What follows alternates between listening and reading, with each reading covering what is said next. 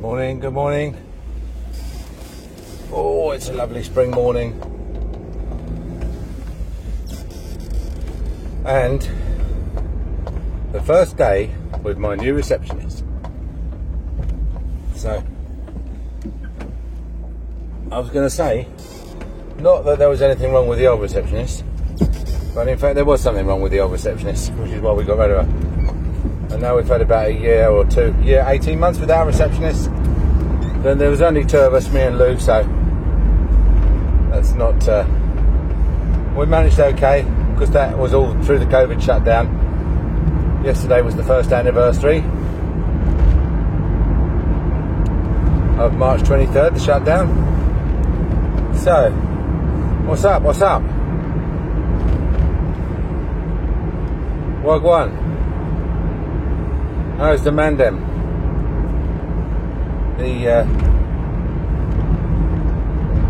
So we went through the advertising. We always put a closing date on, always put closing dates on things. This is a lesson I learned when we decided to do a balloon release in the very early days of my practice, probably 85, 86 or something. We thought, we bought this marketing book and it said, you know, you've got to market any way you can. And so they said, do a helium balloon release, put some tags on the balloons and everything, saying if you want to get a dental checkup and then get a free tube of toothpaste or something. So we did that and we got the local press round, and I don't think in those days, you had to get permission from the CAA. But anyway, all finished. Few people claimed toothpaste, not that many, and I think we made sure that the wind was blowing out to sea. And and then about 2 years later, I got this phone call. Oh, my son's found one of your balloons, and says he can have a free tube of toothpaste. And I said straight away, I said, I'm sorry, that promotion closed 2 years ago. She said, oh, he's found it down the bottom of the garden. He's so excited. He's, it doesn't say anything about a closing date. So I said, all right, then I'll send him a tube of toothpaste. I don't care, what's his name, what's his address. So we sent him a tube of toothpaste, but she was really, she was really fed up, this mother, and determined to get a free tube of toothpaste for her son. So, we ended up arguing over the terms and conditions of this promotion, just because I didn't put offer closes, blah blah blah, or offer only valid until such and such a date, right? And so we've had the same problem with the nursing advert, in that we put the advert in the paper, and sure enough, I, having learnt my lesson, put down closing date, Friday week, 5 o'clock. You have to be very precise. I mean, I'm not saying that you can't consider anyone who's sends you a thing by Saturday, but in fact by sort of Friday we'd sorted out 5:05. We'd already rejected 2 and sent out interviews for 3. So really, it was a pretty hard closing date.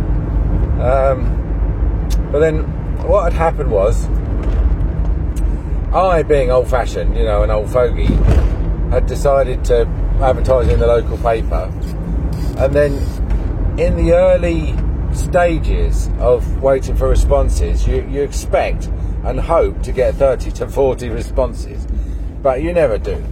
So let's say 2 days after the paper's come out, you've got 1 response, and so you start panicking, don't you? And you think, oh, what are we going to do to drum up a few more applicants? And so I said to Lou, let's what about Facebook? Seems like every bugger's on Facebook now. So what we did was we put a advert on. I made it just a post, like a daily post. Now Facebook's algorithm, of course, picked up it was a job advert, and then put it on the Facebook jobs page, whatever that is, and although they blank out the phone number for some reason. I've never seen the Facebook's job page. But a couple of people got it through Facebook Jobs. Although they end up, because we've got a very distinctive name, First Impressions, it's not like they just ring up and they say, look, Facebook's blanked out your email address. Can you, all the applications have to go via Facebook. Can you just let me have your email address? So which we did. And then Lou said, I've posted it on my Facebook and shared it and upvoted it and liked it, whatever you do.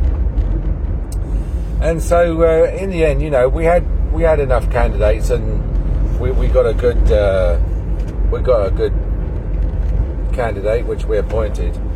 But the shared ones, the ones that Lou posted and upvoted and everything, she didn't put a closing date on.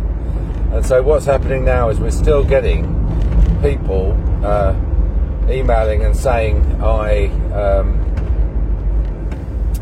is the job still open? Which is, and I always try and be nice to people and say that I'm sorry, it's closed, but, my favourite stock reply is but with a CV like yours, I feel certain it won't be too long before you find a job, Try and keep the spirits up. But, and then we had one really funny one, which was a girl who rang up and asked me about the hours and said, and said quite clearly, and I appreciate that she didn't want to work more than 16 hours a week, and that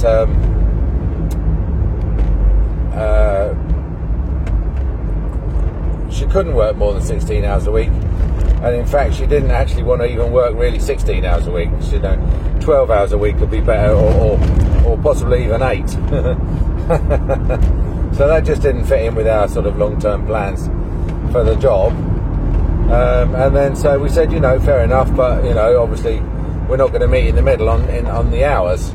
And we parted on good terms. And then 2 weeks later, she's written back and said, look, I've been thinking about this, and I could probably, I do see that it's in my interest possibly to not be so firm on the 16 hours requirement. Somebody's probably pointed out to her that a firm offer of a quite a decent job that might take her off the universal credit is nothing, is quite rare and not something to be turned down because it interferes with your current lifestyle, the benefits lifestyle. So again, that was said, I had to turn her down and say, look, I'm sorry, but it's too late to change your mind. In effect, we've already made the badger there. Do you see the badger? It's been there for about a week now. Every time I drive past it, I expect something to have eaten it, or eventually I suppose it'll shrivel up and blow away, like all of us. Yeah. So today's big political story is Home Secretary Priti Patel has said that she's going to have another go at trying to stop people paddling across the channel to visit their friends and relatives in the UK, and basically take a load of jobs away from the people who live here already. So, but those of us who've lived here a long time have heard these initiatives so many times that you don't really believe it. You don't unless she comes up with some concrete proposal to I don't know. In Australia, what they do is they don't let you touch Australia. They relocate you offshore. But we don't have that many islands offshore that would welcome 250 asylum seekers a day. And also the problem is that Australia really, what they're doing is they're picking up these refugees in international waters and taking them to this refugee island, whereas we don't have any international waters. The French waters butt up against British waters, and so we're not allowed into French waters, and by the time they cross the mid-channel, they're in British waters already, so technically they've already arrived, you know. Whereas if there was a bit of international waters, then possibly we could pick them up in that, and then say that they hadn't technically arrived in the UK at that point, in the same way as the Australians say that their refugees haven't technically arrived in Australia. But anyway, let's see what she's got to say. The other, this, what I was talking about a couple of weeks ago, about this tendency now to say that none of us is safe until all of us are safe. This new mentality where you expect everybody else to take responsibility for your health has just taken a new turn. This is a great example of what I was saying about something being done wrong at the start makes everything done later wrong, and that is that they're now saying that to work in a care home you need to have a COVID vaccination, and they're quoting the fact that dentists are required by the GDC to have a hepatitis vaccination as a sort of a precedent. Although, as I said in one of my previous podcasts, it's, you know, that's the idea of having hepatitis, is to vaccinate you to make sure you don't catch hepatitis B from anyone else, from the patients. And that predates the wearing of gloves. That goes back to when we used to quite happily have our fingers in other people's blood doing extractions and stuff like that. Whereas the COVID thing is almost entirely, because the workers in the care homes will be young, and obviously the residents are elderly, and so the elderly are the ones that are at risk, and the elderly are the ones who should be vaccinated, and it's the elderly that are the ones that should avoid contact if they are paranoid about catching it. And to say that the youngsters need to be vaccinated against their will, or effectively slung out of their chosen career, not that I would say caring is a career that many people do choose. You know, it's an open secret that, you know, carers are, I'm going to upset a lot of people here. All the carers I've met are either the sort of the mercenary kind, to the ones that are unkindly called granny farms, where they're like hotels for the vulnerable, who where you make a load of money, or they're people who literally have real trouble finding employment, and there are always jobs in the care sector, always, you know. The reason why there are always jobs in the care sector is because there's such a high turnover of staff, because people don't want to do it. They do it when they have to do it, and then if they get a slightly better job offer, like sewer work or demolition or something, then what they do is they tend to take that job instead. Anyway,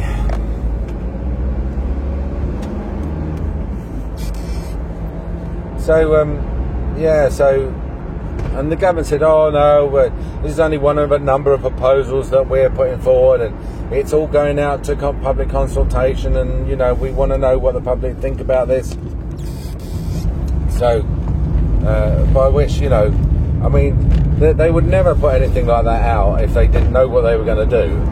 So all you can do is just wait and see what they're going to do. But I can see that a load of people who, you know, have never given devoted a single synapse to the concept of public liberty or prevention are clamouring for everybody else to have X, Y, and Z done to keep them safe. But I mean, the stupid thing about that is it's not even feasible. I mean, you know, you have a vaccination and you can't tell whether you've seroconverted. for the most part.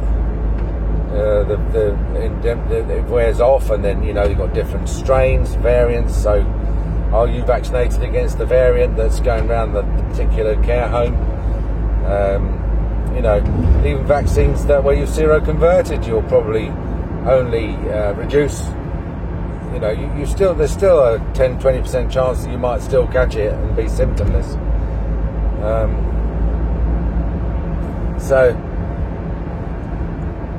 And then you've got all this extension of, you know, if you want to fly on a plane, do you have to be vaccinated to fly on a plane? And then if you have to be vaccinated against COVID, why don't they vaccinate people against other diseases? You know, like, does everybody have to be vaccinated against tuberculosis, also transmitted by coughing? Does everybody have to be vaccinated against hepatitis or yellow fever? Is everybody coming back from everybody going to Africa, do they have to prove that they've been on malaria tablets for a month or so before they go? Which is, again, it's a requirement that's often breached. You know, lots of people go to Africa, never take malaria tablets.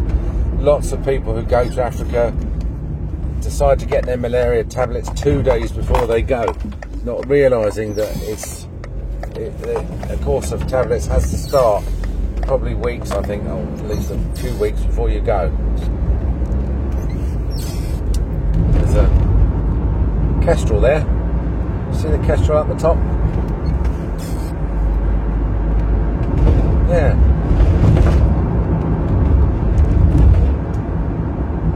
So, all of this, you know, as I say, this all came back to masks. In the early days, a year ago, we didn't have any masks that could prevent you catching it, and if we did, they were all given to hospital staff in A&E. The only masks that were generally available were those that, in theory, could prevent you giving it to anyone, and that was only really, you know, because we thought, well, people would be coughing, and it would stop you coughing into the air. The masks that we wear, the dentists wear, I'll tell you, are the elastic ear loop masks are rubbish. They don't stop anything. Honestly, they do not stop anything. And you can prove this for yourself. If you wear glasses like I do, and you have to put on a mask, you get out of the car, you put on your mask, and then you wait, you queue outside to go inside somewhere, a shop or something, buy a loaf of bread. The first thing that happens is your glasses steam up. And why is that? And that's because your breath is not going through the mask, it is coming out around the edges of the mask, okay? The mask does not do anything other than steam up your glasses. The only masks that I've found that you can wear without your glasses steaming up are the surgeon's masks that have 4 ties. They tie on the top of your head and they tie at the back of your neck. And if you wear those, and at my age with my arthritis, it's difficult to tie them on, but if you can wear one of those, then your breath does come out through the mask and not around the edges. But this shortage of level 3 masks in the early days led entirely to the government advice that everybody needs to wear a mask to prevent giving it to everyone else, because nobody had a mask that could prevent themselves personally from getting it. Nowadays, of course, it's quite different. Everyone's got a mask that can, or they can get a mask, a level 3 mask that would always, in theory, supposed to be able to prevent them from getting it.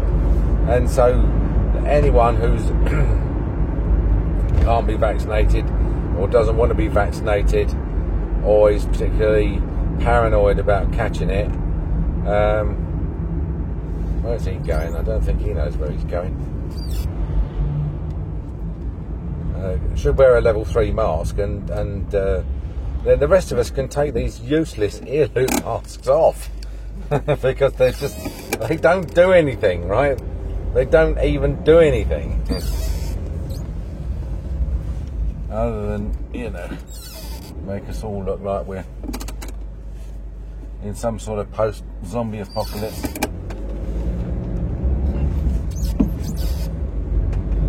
I feel sorry for people because... Where are you going?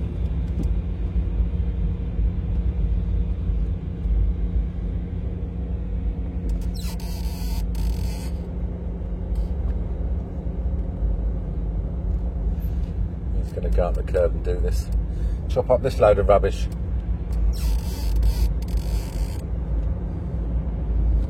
To go and see what sort of cutter that is, because I need one of those.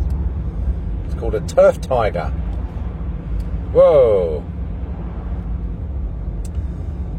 So, I was just saying I feel sorry for everyone because, you know, trying to explain to people what London used to be like, or what the city centre used to be like, or what a cinema used to be like.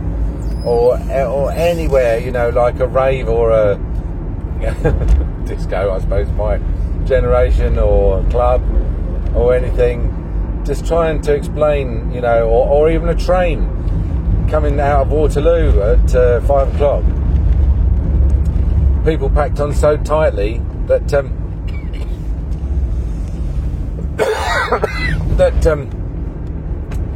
even though people wanted to get on the train, they could not fit one more person on. Not one more person could get on those trains.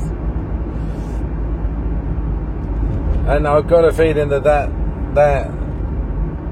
has gone now. I think that's gone, you know. So many aspects of life have gone.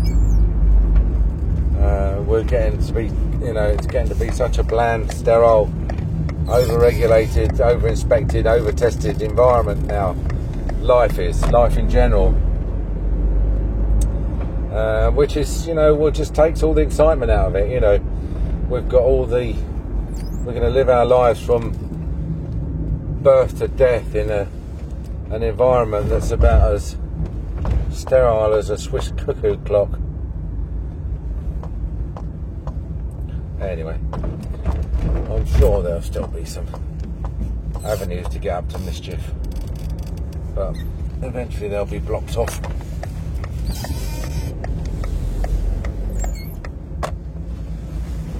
Right, here we are.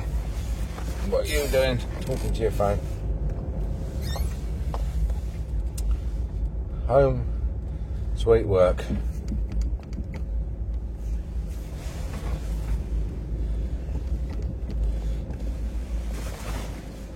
Right, nice to talk to you. Talk to you soon. Bye.